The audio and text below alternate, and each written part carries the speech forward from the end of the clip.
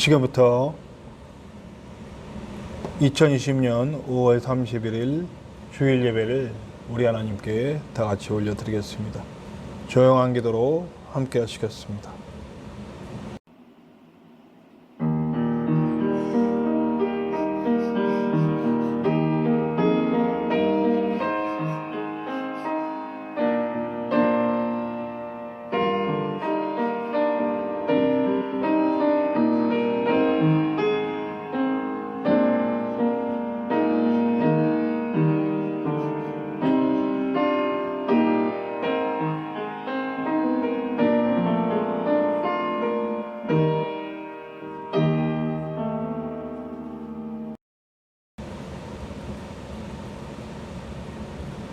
우리 오늘은 경배송 나는 예배자입니다.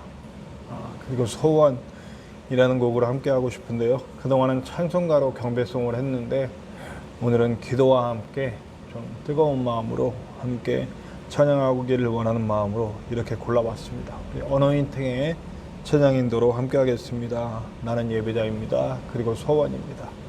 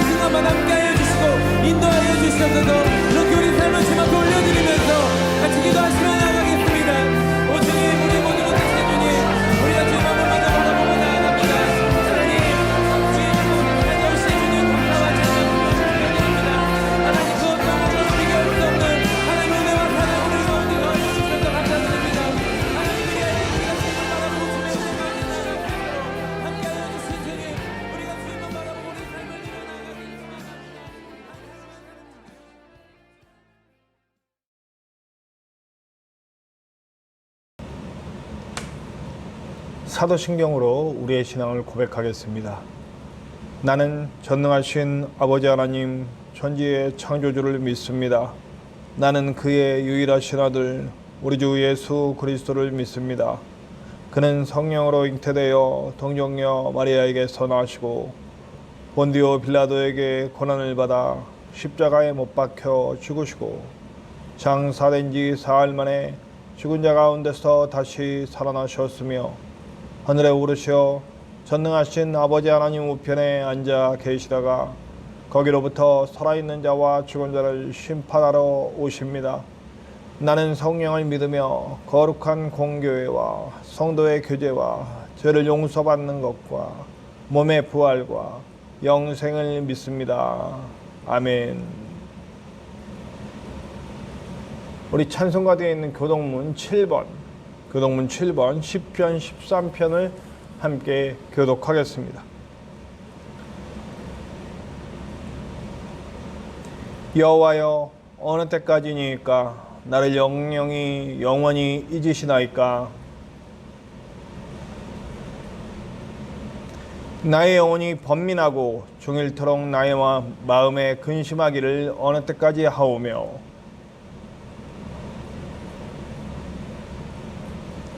여호와 내 하나님이여, 나를 생각하사 응답하시고 나의 눈을 밝히소서. 두렵건대 나의 원수가 이르기를 내가 그를 이겼다 할까 하오며 나는 오직 주의 사랑을 의지하여 싸우니 내가 여호와를 찬송하리니 이는 주께서 내게 은덕을 베푸심이로다. 아멘. 하나님 감사합니다. 오늘도 우리가 함께 예배할 수 있도록 인도하사 이 예배 가운데로 우리를 인도하시오니 예배 가운데 하나님의 놀라운 영광과 은혜가 넘치게 하시고 하나님의 놀라운 역사로 말미암아 예배하는 모든 이들이 함께 하나님을 만나고 교제하며 그 은혜 가운데 설 수 있도록 인도하여 주시옵소서. 우리의 모든 부족함과 연약함 그리고 모든 죄의 결과물들이 하나님께 내려지게 하시고 우리의 마음과 영과 우리의 온 삶이 하나님께 드려지는 예배게 하시옵소서. 말씀으로 새롭게 하시고 그 말씀으로 깨어나는 시간 될 수 있도록 도와주시고 찬양과 기도로 주님 앞에 설 수 있는 시간 될 수 있도록 도와주시옵소서. 이 세상 모든 것들을 주관하시는 주님이 이끌어 가시는 대로 이루어질 수 있도록 도와주시고 우리가 그 위에 쓰이는 주님의 도구들, 주님의 귀한 자녀들, 주님의 귀한 사역자들이 될 수 있도록 인도하여 주시옵소서. 코로나가 판을 치고 그리고 세상 정의가 하나님의 정의가 사라져가는 세상에 진정 하나님의 빛과 소금이 될 수 있는 우리가 될 수 있도록 역사하시고 예배를 통해 주님의 은혜를 입는 우리가 될 수 있도록 역사하여 주시옵소서. 이 시간 이후로 모든 것을 주님께 맡깁니다. 주님께서 친히 함께하여 주시옵소서. 언제나 함께 하시는 예수님의 이름으로 감사하며 기도하옵나이다. 아멘. 우리 오늘 함께 나누실 하나님의 말씀은 로마서 4장 1절서부터 17절의 말씀입니다. 로마서 4장 1절부터 17절입니다. 다 찾은 줄로 알고 봉독하겠습니다. 로마서 4장 1절부터 17절입니다.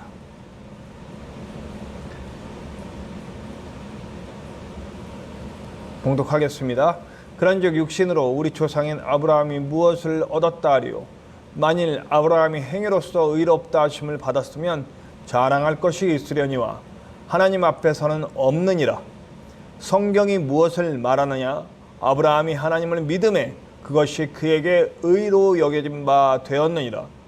일하는 자에게는 그 삭시 은혜로 여겨지지 아니하고 보수로 여겨지거니와 이를 아니할지라도 경건하지 아니한 자를 의롭다 하시는 이를 믿는 자에게는 그의 믿음을 의로 여기시나니 일한 것이 없이 하나님께 의로 여기심을 받는 사람의 복에 대하여 다윗이 말한 바 불법이 사함을 받고 죄가 가리어짐을 받는 사람은 복이 있고 주께서 그 죄를 인정하지 아니하실 사람은 복이 있도다 함과 같으니라. 그런즉 이 복이 할례자에게냐 혹은 무할례자에게도냐? 무릇 우리가 말하기를 아브라함에게는 그 믿음이 의로 여겨졌다 하노라. 그런지 그것이 어떻게 여겨졌느냐? 할례시냐 무할례시냐? 할례시가 아니요 무할례시니라. 그가 할례의 표를 받은 것은 무할례시의 믿음으로 된 의를 인친 것이니 이는 무할례자로서 믿는 모든 자의 조상이 되어 그들도 의로 여기심을 얻게 하려 하심이라. 또한 할례자의 조상이 되었나니 곧 할례 받은 자에게뿐 아니라 우리 조상 아브라함이 무할례시에 가졌던 믿음의 자취를 따르는 자들에게도 그러하니라. 아브라함이나 그 후손에게 세상의 상속자가 되리라고 하신 언약은 율법으로 말미암은 것이 아니요 오직 믿음의 의로 말미암은 것이니라. 만일 율법에 속한 자들이 상속자이면 믿음은 헛것이 되고 약속은 파기되었느니라. 율법은 진노를 이루게 하나니 율법이 없는 곳에는 범법도 없느니라.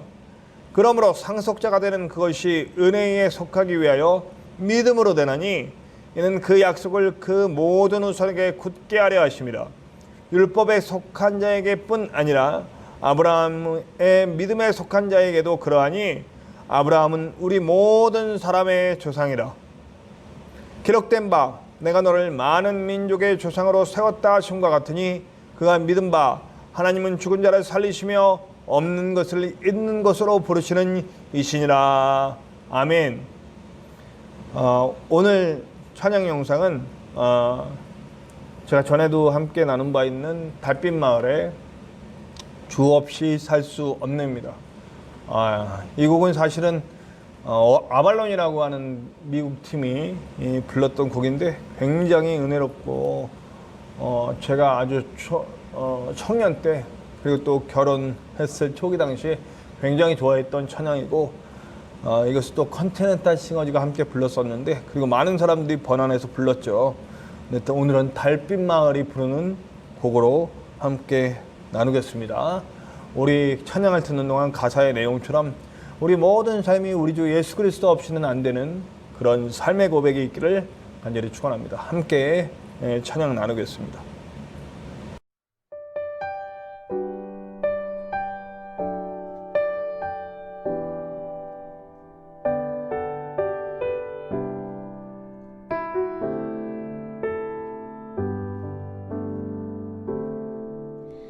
나 홀로 있어도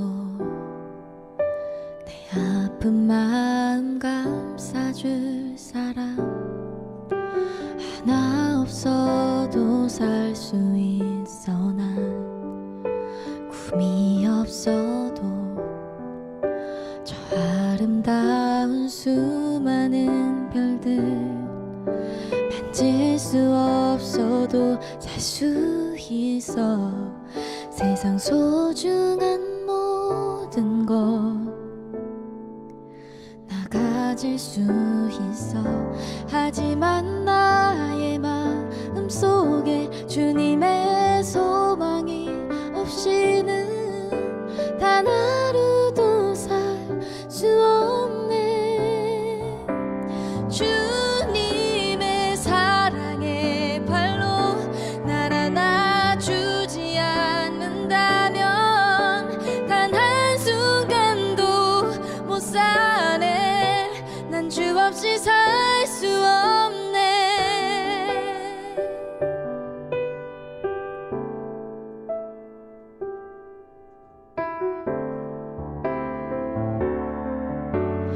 나 홀로 있어도 내 아픈 마음 감싸줄 사람 하나 없어도 살 수 있어. 난 꿈이 없어도 저 아름다운 수많은 별들 앉을 수 없어도 살 수 있어. 세상 소중한 모든 것 나 가질 수 있어. 하지만 나의 마음 속에 주님의 소망이 없이는 단 하루도 살 수 없네. 주님의 사랑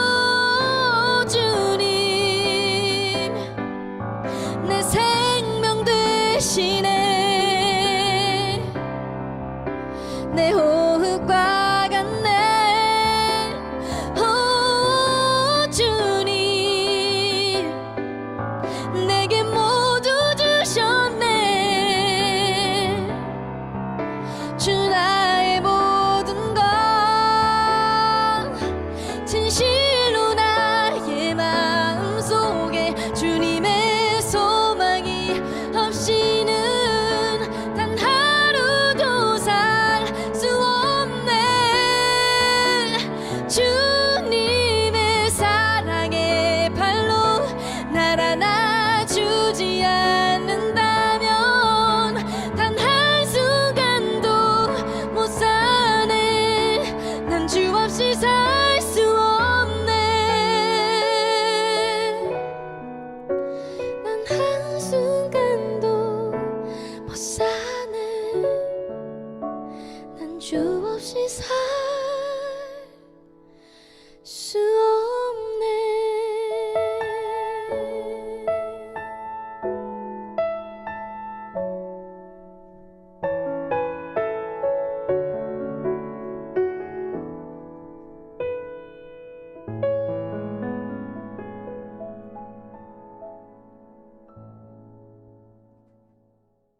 계속해서 바울이 반복하고 있어요. 무슨 얘기를 반복하고 있냐면 믿음으로 구원이다. 행위로 구원이 아니라 믿음으로 구원이다라는 얘기를 계속해서 반복하고 있어요. 왜냐하면 못 알아듣기 때문이죠. 특별히 누가 못 알아듣고 있냐면 유대인들이요. 물론 헬라인들도 많이 못 알아듣고 있지만 헬라인보다도 유대인들이 참 이 믿음으로서의 구원을 받아들일 수가 없는 거예요. 특히 유대인들은 왜 그러냐면 자기네들이 먼저 말씀을 받았고 그 말씀, 그러니까 그 율법이 구원의 도구라고 단단하게 생각하고 있었기 때문이죠. 아주 딱딱하게 굳어 있어요. 하나님을 먼저 만나고 하나님을 먼저 믿고 하나님을 먼저 알지만 하나님의 본래 마음, 하나님의 원하심보다 하나님이 이미 약속으로 주셨던 그 율법을 자기네들 나름대로 해석한 것들이 너무 강력하게 자리를 잡고 있었기 때문입니다. 그래서 바울은 이방인의 사도임에도 불구하고 자기 민족 이스라엘을 향한 구원의 열정이 식어들지 않고 있어요. 그건 어쩌면 저는 그렇게 생각합니다. 하나님도 우리가 수도 없이 배신하고 수도 없이 떠나지만 절대로 우리를 포기하지 않으시잖아요. 끝까지 우리와 함께 하시고 우리를 구원하시고 우리의 삶에 인도하셔서 우리의 삶에 하나님의 사랑의 열매가 맺히기를 끝까지 인도하고 계시잖아요. 그것과 같이 하나님을 믿고 하나님의 사역자가 되고 하나님의 자녀가 돼서 하나님의 마음을 이해한 사람들은 이렇게 된다는 거죠. 네.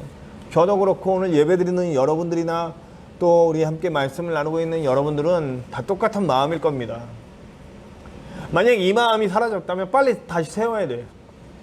누군가를 포기하고 누군가는 안 된다고 하고 이런 마음으로 오늘 예배하고 있다면 오늘 말씀 듣고 새로워지시기 바랍니다. 포기하면 안 돼요.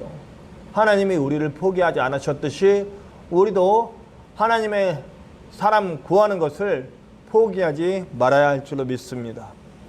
자, 마태복음 1장 1절을 보면 이렇게 나옵니다.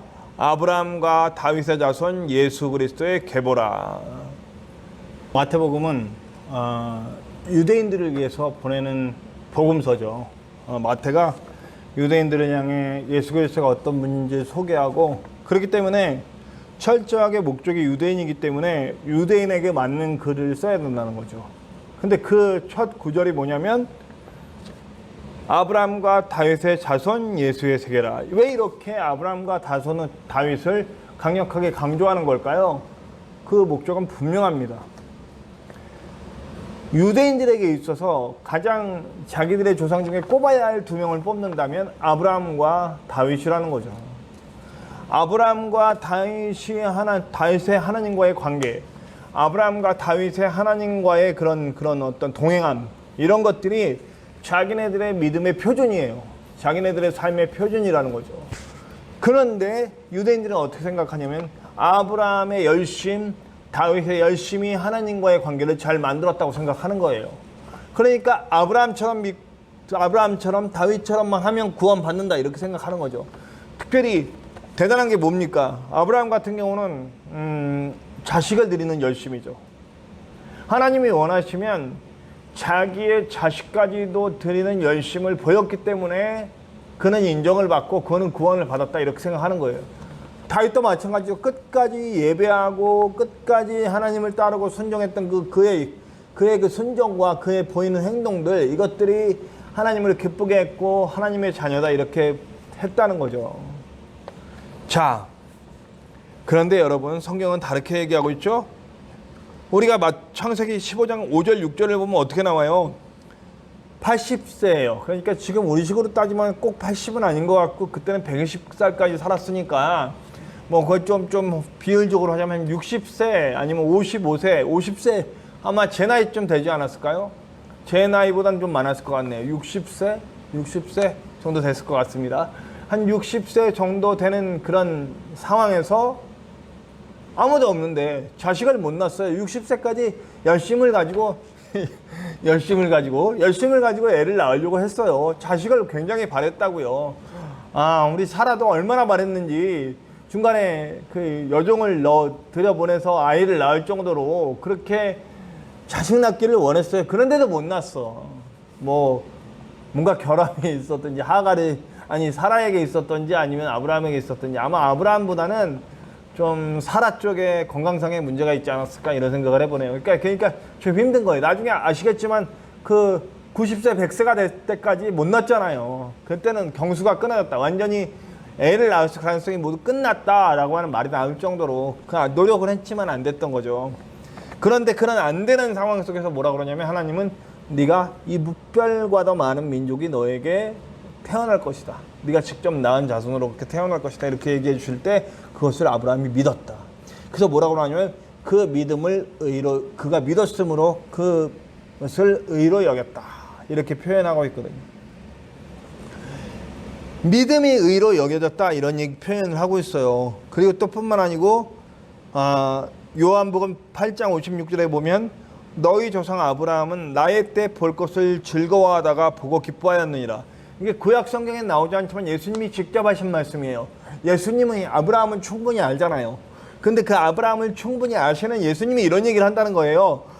너희 조상 아브라함은 나의 때 볼 것을 즐거워하다가 보고 기뻐하였느니라. 희미하게 봤다는 얘기예요. 예수님이 메시아로 오실 것을 아브라함은 희미하게 봤다는 얘기예요. 그런데 그것을 보고 기뻐하고 즐거워했대요. 그의 믿음. 그러니까 믿음은 아브라함은 어떤 식으로 구원을 받았냐면 하나님을 전적으로 신뢰하는 거예요. 하나님밖에 없어요. 하나님만 믿고 있어요. 내가 구원받고 안 받고를 떠나서 하나님이 내 구세주시고 하나님이 나의 모든 것을 책임져 주시는 것이라는 것을 완전히 믿고 완전히 맡겨버린 그 믿음이라는 거죠. 할례를 행하고 율법을 지키고 하나님 말씀자의 아들을 드린 그 열심이 아니라 하나님이 내 주인이시다. 내 삶의 모든 것을 주관하신다라고 하는 그런 믿음이 완전히 믿고 의뢰하는 그 마음의 중심이 있었기 때문에 그 중심 때문에 하나님은 아브라함을 구원하시더라는 거죠. 하나님은 아브라함이 의롭다 하신 것은 그가 자식을 바쳤을 때 의롭다 하신 것이 아니고요. 어떤 일을 해도 하나님이 가장 좋으신 분이다. 나에게 가장 좋으신 분이다 라고 하는 것을 믿고 의지한 그 마음이 의로 여겨졌다는 겁니다. 그러니까 여러분 우리가 지난 시간에도 얘기했지만 구원받기 위해 어떤 행동들을 쌓고 선을 쌓고 뭐 덕을 쌓고 이런 것들이 중요한 것이 아니라 온 세상 주관자가 하나님이시오. 그 주관자이신 하나님이 인류를 구원하시기 위해 예수 그리스도를 보내주셨고 자기 자신이 직접 오셨고 우리의 모든 삶을 공유하시고 우리를 구원해 주셨다라고 하는 것을 믿는 그 믿음, 그 중심이 하나님을 향함, 이것이 우리의 구원의 도구가 된다는 거죠. 아브라함도 그랬다는 거예요. 부디 우리의 믿음이 이런 믿음이 되시길 바랍니다. 아브라함처럼 우리의 삶의 모든 주관자가 하나님이시며 하나님을 믿고 갑니다 라고 하는 거죠. 자, 여러분, 유대인들이 꼭 꺼내놓는 게 할례예요. 할례 받으라고 하지 않았느냐. 그래서 할례는 하나님이 직접 명령하신 거 아니냐. 맞습니다. 하나님이 직접 명령하신 거고 하나님이 직접 명령하셔서 구별시킨 거예요. 근데 그게 구원입니까? 구원은 이미 받았어요. 구원은 그 전에 받았어요. 아브라함은 이미 본토 직자 아비 땅을 떠나라고 하는 그 명령을 짓고 하나님을 그때 믿고 얼마나. 예, 저도 사실 김천에 왔지만 어딜 가나 그렇죠. 전남을 가든 전북을 가든 뭐 충청도를 가든 강원도를 가든 다 고향 사람들에 대한 지역색이 있는 곳들은 다 고향 사람들에 대한 시선은 곱지만 타지 사람들에 대한 시선은 곱지 않다라는 얘기는 어디든지 있습니다. 제가 여기 올 때도 그런 얘기 들었어요. 그러나 저는 하나님의 응답받고 이곳에 와서 이곳에서 함께하고 있습니다. 예. 뭐 제가 아브라함 같다는 건 아니고요. 아브라함이 그랬다는 거죠. 근데 아브라함은 정말 본토 친척 아무도 모르는 곳으로 가는 거예요. 지금하고는 다르죠. 지금은 모든 것이 사실은 제가 김천에 온 거라고는 뭐 따질 수 없는 그런 외로움과 완전히 아무것도 없는 두려움이 가득한 땅으로 옮겨가라는데, 근데 그때 어쩌면 아브라함은 그때부터 하나님을 온전히 신뢰한 것 같아요. 아마 그때부터 하나님을 온전히 알고 신뢰했기 때문에, 믿음이 그때부터 있었기 때문에 아마 그때부터 구원받았을 거라고 저는 생각합니다. 그때부터 하나님은 그 중심을 보시고 아브라함은 의인이다 라고 하는, 아브라함은 내가 의인으로 인정한다라고 하는 하나님의 인정이 그때부터 있지 않았을까 싶어요. 본토 친척 아비 땅을 떠나서 가잖아요. 하나님에 대한 신뢰 없이는 안 되는 거예요. 하나님을 온전히 신뢰하기 때문에 갈 수 있는 겁니다. 갔잖아요. 그리고 가서 거기서 하나님이 명령하신 대로 살았죠. 물론 실수 엄청 합니다. 여러분 알잖아요. 하나님 언제나 믿음이 찰락찰락 차 있는 거 아니었어요. 실수하고 넘어지고 실수하고 넘어집니다. 그러나 그 중심이 하나님을 향하고 있기 때문에 그것이 구원이지, 할례를 받았기 때문에 구원이 아니에요. 할례도 언제 생기느냐? 여러분, 아브라함이 그것을 의로 여겼다는 말씀이 있은 지 14년 후에 할례를 받았어요. 그것을 의로 여기셨다라고 하는 말씀이 떨어진 후에 14년 후에 또 율법 갖고 뭐라 그래? 율법, 하나님이 주신 율법, 우리 구원받으라고 주신 율법 아니냐? 구원받으려면 이 율법 지켜라. 그럼 그 이전의 사람들은, 여러분, 아브라함이 의로 인정을 받고 430년 후에 모세에게 율법을 주셨습니다. 그럼 그 430년 동안에 많은 사람들은 구원이 없습니까? 아니지 않습니까? 율법은 그야말로 늘 제가 매 예배 때마다 얘기하는 것 같아요. 율법은 하나님을 내 목숨보다 사랑하고 내 이웃을 내 몸같이 사랑하라 하신 이 두 가지 계명에 다 이루었느니라. 그 두 가지의 하나님의 명령을 잘 지키기 위해서 세분화돼서 612가지의 율법이 된 거고, 그리고 뭐 그 다음에 장로들의 유전이 된 거겠죠. 율법의 조항이 중요한 게 아니고 율법의 마음이 중요하다고요. 그런데 그걸 구원의 도구로 여기고 있다는 것입니다. 다윗은 어떻습니까? 다윗을 봅시다. 다윗은 여러분, 오늘 우리가 4장 7절 8절을 보면 불법의 사함을 받고 이렇게 쭉 나오잖아요. 이거 다윗의 시편의 말씀, 시편의 32편 1절 2절의 말씀을 그대로 인용한 거예요. 시편 32편 1절과 2절, 허물의 사함을 받고 자신의 죄가 가려진 자는 복이 있도다. 마음에 간사함이 없고 여호와께 정죄를 당하지 아니하는 자는 복이 있도다. 내 노력으로 죄가 해결된 게 아니에요. 내 노력으로 죄가 해결된 것이 아니라 하나님이 용서해 주심으로 말미암아 사함을 얻었기 때문에 복이 있다. 내가 내 죄를 해결하는 것이 아니라 하나님이 내 죄를 사하여 주셨기 때문에 복이 있다. 저는 오늘 제목이 나온 데가 여기서 나왔습니다. 여기서부터 나왔어요. 결국 고백이 되게 하셨다. 자, 다윗이 위대한 거는요, 죄를 안 져서요? 아니면 하나님은 잘 따르고 모든 걸 잘 지키고 그래서요? 아니에요. 그가 살인을 저지르고 그 밧세바를 범하고 난 다음에 그 큰 죄가 연이어서 일어나고 우리아까지 죽게 만든 다음에 나단이 앞에 왔잖아요. 나단이 와서 당신 이러이러한 죄를 지었습니다. 그랬을 때 다윗의 태도가 어떻습니까? 그때 하나님의 음성을 듣는 거예요. 그 큰 죄, 간음과 살인을 저지른 그 죄 앞에 자신이 죄인임을 고백하고 아주 정말 피 터지는 고통의 눈물을 흘리잖아요. 진짜 회개를 하잖아요. 왕이라면, 만약에 어떤 왕의 지위를 이용했다면 그거 다 묻어버렸겠죠. 나단 없애버리고, 네가 뭐야 없애버리고 다 그 사건을 다 묻어버릴 수도 있겠죠. 근데 다윗은 안 그랬다고요. 하나님을 분명히 알았고, 하나님이 온 천하의 구주심을 알았고, 자신의 삶 가운데도 분명히 임재하고 계신 하나님을 알았기 때문에 죄가 드러났을 때 바싹 엎드리는 거예요.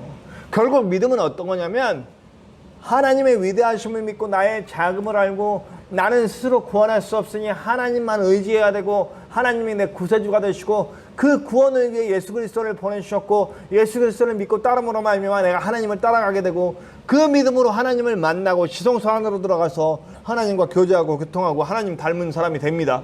그러나 또다시 죄가 내 안에 찾아올 때 그 죄로 고통하고 고민하고 그리고 아파하다가 주님 앞에 엎드려서 그 죄를 고백할 수 있는 사람, 그리고 눈물 흘리면서 진정으로 하나님 사람 되게 해달라고 고백할 수 있는 사람이 되는 것이 바로 믿음이라는 겁니다. 믿음으로 구원을 받는다는 겁니다. 결국 진짜 구원받은 사람은 고백이 나올 수밖에 없어요. 입술로의 고백뿐만 아니라 삶의 고백으로 나온다는 거죠. 오늘 이런 말이 나옵니다. 왜 고백이 되냐면 그리고 은혜라는 말이 나오는데요. 거기 뭐라고 나오냐면 수고를 하고 받는 건 임금이죠. 삭시예요. 내가 받을 정당한 몫이에요. 그러니까 감사가 없어요. 감사가 없어. 그런데 그냥 일도 안 했는데 받았어. 어이구, 자기는 못 받을 줄 알았는데 받았어. 그럼 그거는 뭐냐? 그거는 은혜인 거죠. 내가 받은 구원은 내 노력, 많은 공로를 쌓고 덕을 쌓아서 얻어주는 구원이 아니라 나는 여전히 구원받을 수 없는 죄된 존재임에도 불구하고 그런 나를 감싸주시고 안아주시고 내 아들이라고 불러주시는 그 사랑 때문에 감사하고 감격할 수밖에 없게 만드는 구원이라는 겁니다. 그러니까 정말 예수 그리스도를 통해 예수 그리스도를 만나고 구원받은 백성으로서 선 사람들이 고백하는 것은 감사와 감격, 그리고 어떻게 하면 그 은혜를 갚아드릴 수 있을까 하는 그런 삶의 모습들이 나오게 되는 거죠. 구원받았으니 막살라는 얘기가 아닙니다. 방금도 얘기했듯이 고백으로 가는 거예요. 그것이 삶에 죄가 있으면 죄의 고백으로 가고 또 감사가 있으면 감사의 행동으로 가고, 그러니까 선순환이에요. 계속해서 죄가 안 일어날 수는 없지만 죄가 일어나면 또 그 죄에 대해 고백하고 엎드리고 그리고 좀 더 나아가서 그 아픔을 이겨내고 일어나서 다시 감사와 감격 속에 누군가를 사랑하고 세워주고 희생하고 감사하며 살아가는 거예요. 그럼 그런 사람들 속에 뭐가 더 충만해지겠습니까? 하나님으로 계속 충만해지는 거예요. 하나님의 마음, 하나님의 영이 계속 더 충만해지는 거죠. 더 영적인 사람, 더 위대한 하나님의 사람이 되는 거예요. 그럼 뭐가 채워질까요? 저는 분명하게 얘기합니다. 그런 사람이야말로 진짜 행복한 사람이 되는 겁니다. 행복하고 싶습니까? 더 믿음 가운데로 들어오십시오. 행복하고 싶습니까? 더 깊은 고백 속으로 들어오십시오. 행복하고 싶습니까? 더 깊은 사랑의 그 품 안으로 들어오십시오. 행복하고 싶습니까? 하나님으로 채워져서 하나님의 마음으로 살아가십시오. 감사하고 감격할 수밖에 없으며 소유 때문에 뭐 얼마나 더 가질까 이런 것 때문에 집착하지 않습니다. 저는 이런 얘기를 합니다.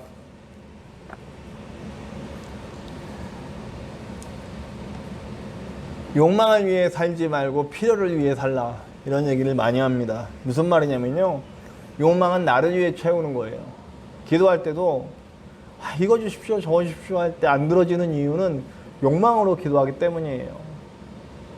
필요는 뭐냐면 내가 필요한 거예요. 여러분, 먹을 게 없으면 죽잖아요. 당장 먹을 게 없어, 내일 죽게 생겼어요. 그럼 먹을 걸 달라고 구해야죠. 입을 옷이 없어요. 그럼 입을 옷을 달라고 기도해야죠. 우리의 필요, 먹고 살고. 그런데 우리의 필요는 먹고 살고 입고 이런 거에만 국한되지 않잖아요. 하나님이 다 채워주시죠. 하나님은 우리가 먹고 살고 입고 이런 어떤 우리 개인의 어떤 채워짐에만 집중하지 않으시고 우리가 더 그 틀을 벗고 나아가 정말 세상에 많은 것을 주고 살리고 세우는 사람이 되길 원한다고요. 교회도 그래서 정말 힘이 생길 필요가 있어요. 교회도. 그러나 그 힘이 막 목사 한 사람을 위해서 휘둘려주고 장로 한 사람을 위해서 휘둘려주고 교회를 삐까번쩍 그게 수백억 들여서 교회를 짓는 데 쓰고 이런 거 말하는 게 아니에요. 광야에 교회가 있더라도 정말 허허벌판, 우리 여기 교회 뒤에 가면 허허벌판 있잖아요. 교회 건물 없고 뭐 거기서 예배드려, 바람 맞고 비 맞고 이러면서 예배 드려도 그 모인 사람들 가운데 하나님의 영이 있으면 그게 교회인데, 그 교회가 그렇게 힘이 생겨나는 곳, 하나님의 힘이 생겨나서 사랑의 힘이 되고 능력의 힘이 되고 살림의 힘이 되고 희생의 힘이 되고 이 힘이 돼서 나가는 거죠. 그걸 채워달라고 하는 필요는 있다는 거죠. 그것이 우리가 필요가 되면 좋다는 거죠. 돈도 필요합니다. 사람도 필요합니다. 저는 여기서 지금 사람을 위해서, 물질을 위해서 기도합니다. 우리 창대한교회 물질 채워주십시오. 우리 창대한교회 사람 채워주십시오. 기도합니다.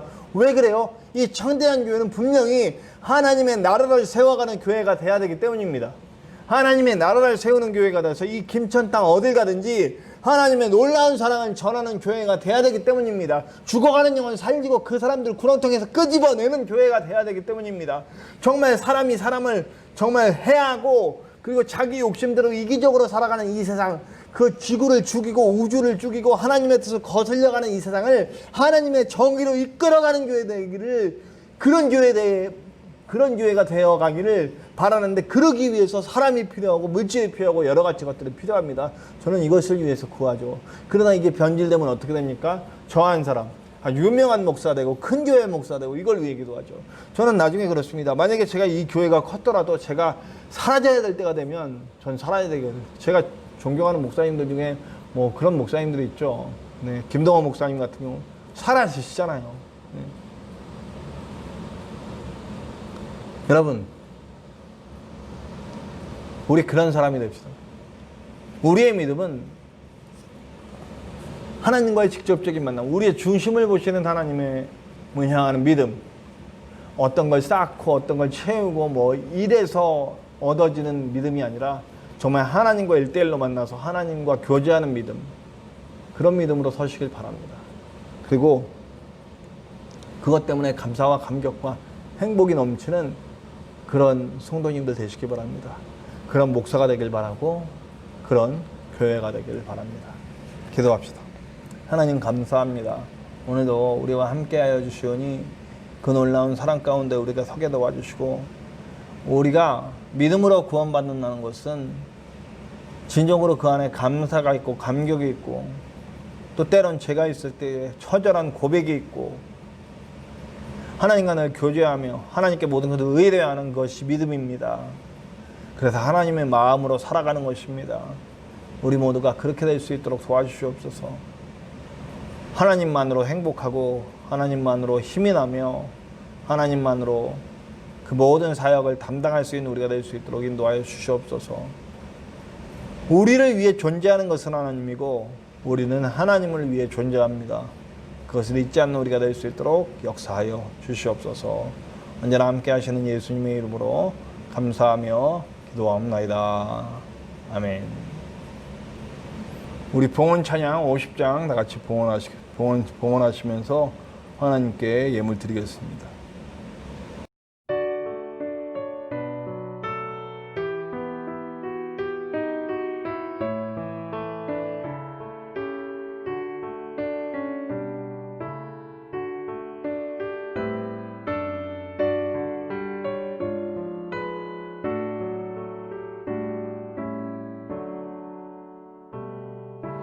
내게 있는 모든 것을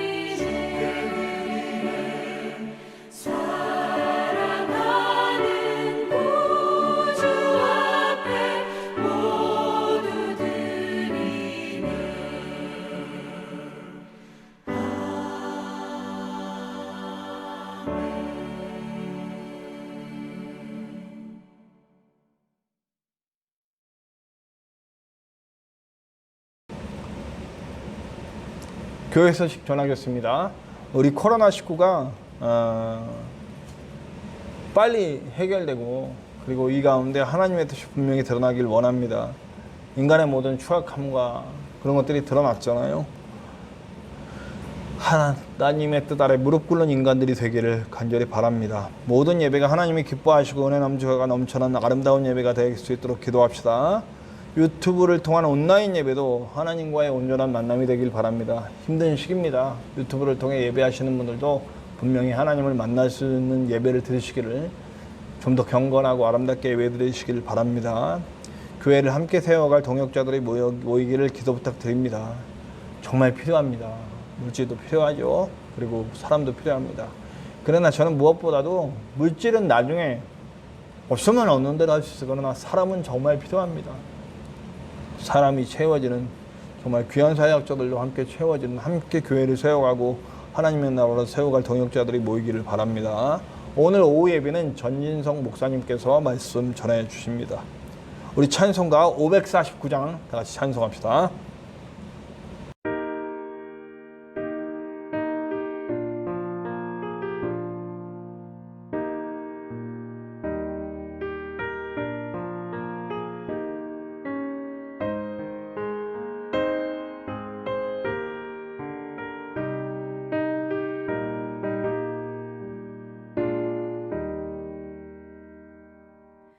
내 주여 뜻대로 행하시옵소서.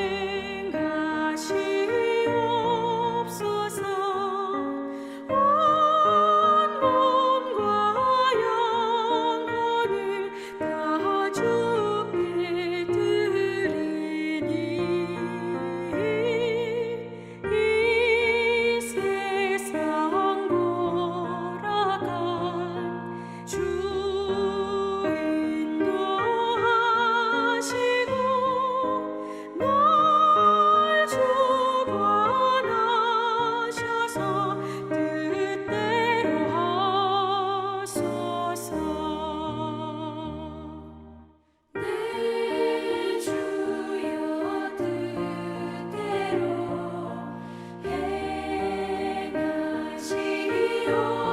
행하시옵소서. 큰 근심 중에도 나 쉽게 마소서. 주님도 때로는 울기도 하셨네.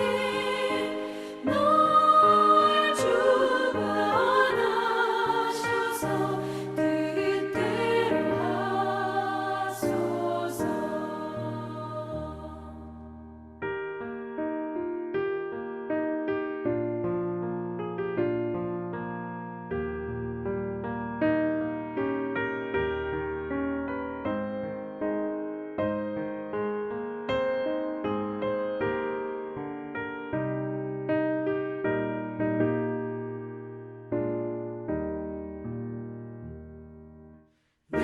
내 주여 뜻대로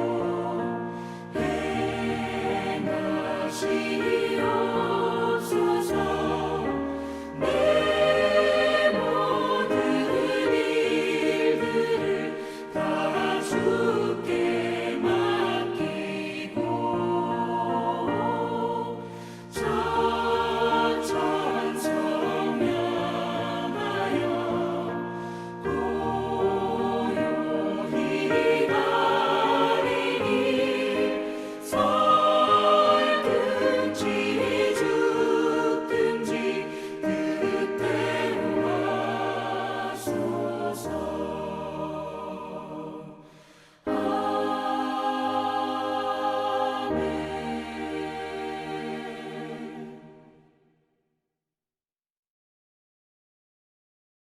파송의 말씀 함께 나누겠습니다. 제가 먼저 파송의 말씀 외치면 여러분들께서 순종의 선포를 해주시면 됩니다.